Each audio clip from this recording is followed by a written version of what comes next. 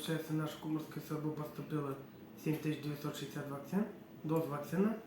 Это получается 7400 для взрослого населения и больше 500 для детского населения. Также вот на этой неделе ожидается поступление новой партии в количестве 7000 доз и для взрослого, и для детского населения.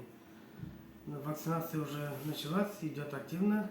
В первую очередь вот привились это медицинские работники. Начали прививаться люди старше 60 лет, у кого есть хронические заболевания.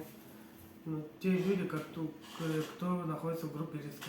Вот как раз это старше 60, люди с хроническими заболеваниями, беременные, работники декретированной группы, получается. Прививаться необходимо. Перед началом эпидсезона, это получается желательно привиться до начала декабря, перед началом эпидсезона. Постоянно мы прививались, и после того, как я вышла на пенсию, я также продолжаю эту процедуру повторять. 1 год только не привилась, но мы очень хорошо поболели в тот год. Сейчас я уже не пропускаю ни одной вот прививочной времени, не пропускаю в сентябре, каждый год прививаюсь.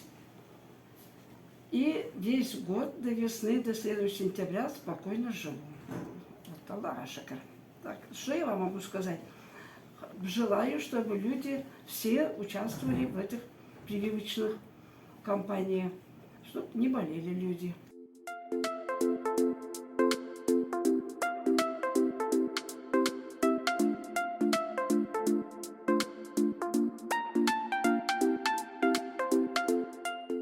Никаких проблем нет.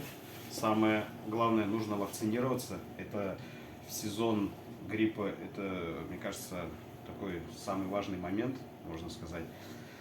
Бояться ничего не стоит. Вакцинация, она нужна.